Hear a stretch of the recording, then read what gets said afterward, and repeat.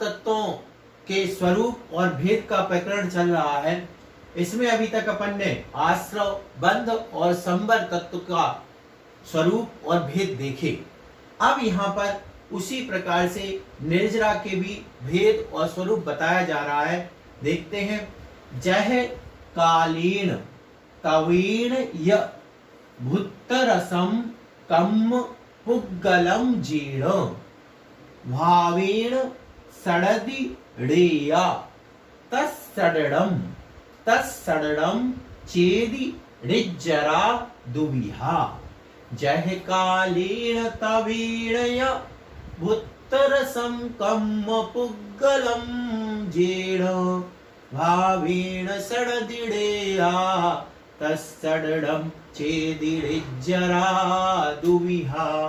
जह कालीन यानी समय पाकर, सीधी सी बात, कालीन यानी काल से, काल पर, तो समय पाकर, समय पर यानी समय आने पर, तवीण यानी तपस्या से,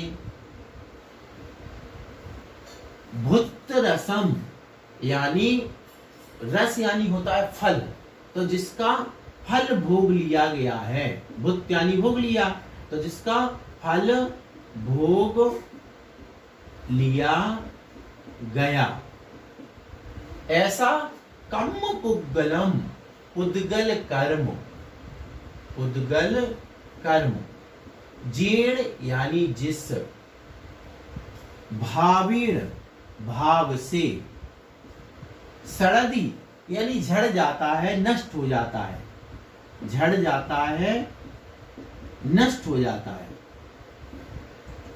हो जाता है। क्या मतलब हुआ?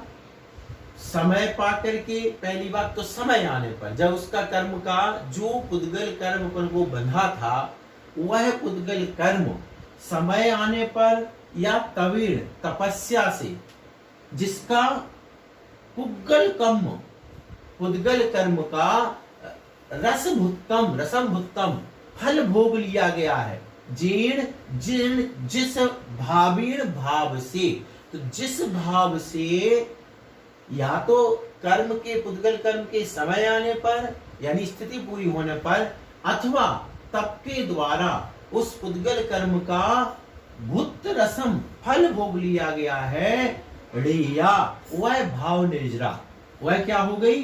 भाव निर्जरा। फिर इसके बाद ऋया यानी जानना चाहिए, तत्सडडम, और जो तत्सडडम उसका जो कर्म है ना, उस कर्म का तत्सडडम यानी झड़ जाना, झड़ जाना।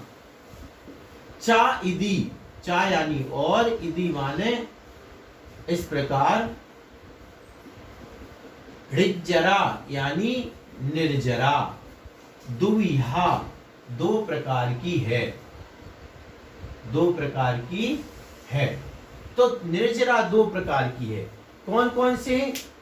तत्सडडम यानी उन कर्मों का, पुद्गल कर्मों का झड़ जाना, नाश हो जाना, ये क्या हो गई? द्रव्य निर्जरा, ये हुआ द्रव्य निर्जरा।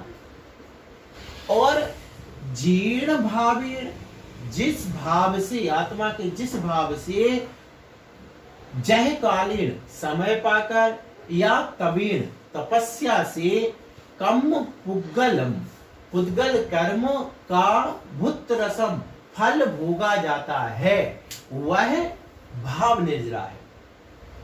क्या हुआ कि जिस आत्मा के जिस परिणाम से जो पुद्गल कर्म बना हुआ है, उस कर्म का फल भोगा जाएगा, है ना, वह कर्म का जो सड़दी यानी झड़ना होगा, जिस परिणाम से बंधे हुए पुद्गल कर्म का फल जिस परिणाम से समय पर अथवा तपस्या के माध्यम से भोगा जाएगा, वह क्या हो गया? भाव निर्जरा। और उस जो कर्म है, उस कर्म का नाश हो जाना, वह द्रव्य निर्जरा।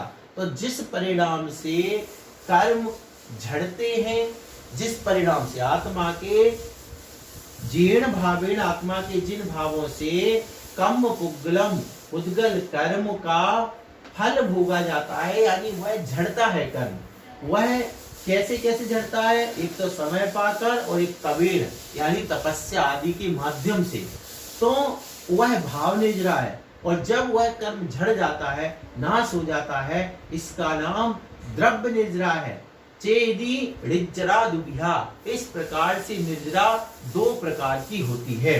कौन कौन सी? अब इसको अपन देख लेते हैं।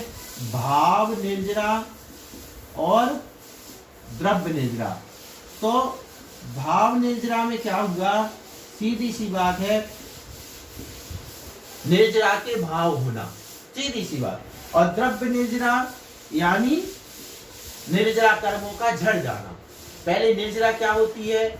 आत्मा में लगे हुए कर्मों का एक देश रूप से यानी आंशिक रूप से दूर होना, झड़ना, नाश होना, ये निर्जरा कहलाती है।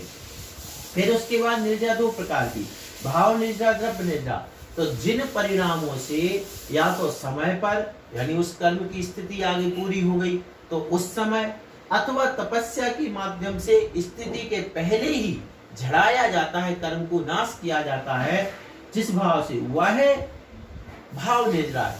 और उस कर्म का, जो कर्म अपने लगा हुआ था, उसका आत्मा से हट जाना, तत्सरणम, झड़ जाना, ये द्रव्य निजरा।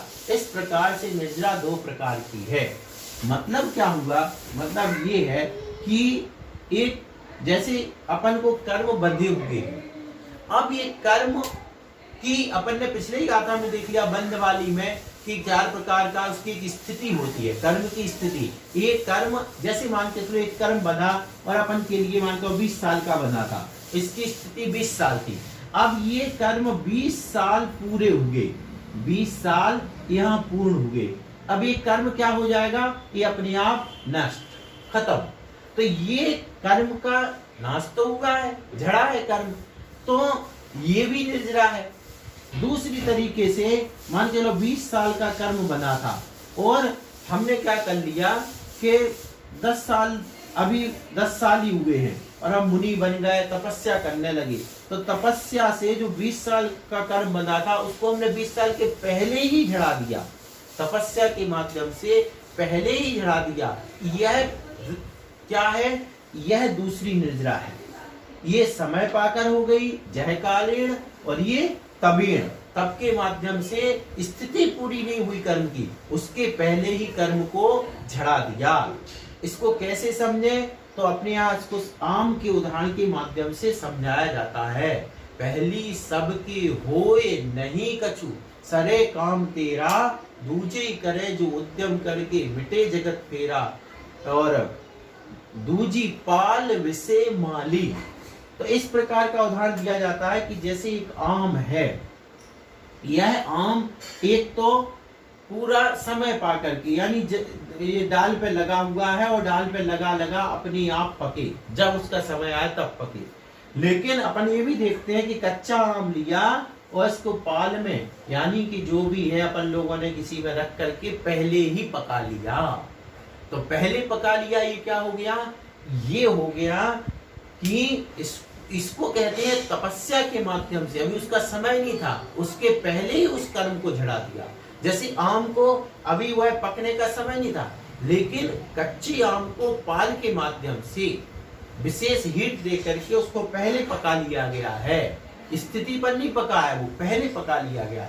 ऐसे कर्म की अभी स्थिति पूर्ण नहीं हुई, लेकिन तपस्या के माध्यम से उसको पहले ही झड़ा देना, यह तो ये सविपाक निर्जरा है। जो समय पाकर के पूर्ण होता है, झड़ता है कर्म, ये सविपाक है। और सविपाक, और ये जो तप के द्वारा होती है, ये अविपाक है, अविपाक, ये सविपाक।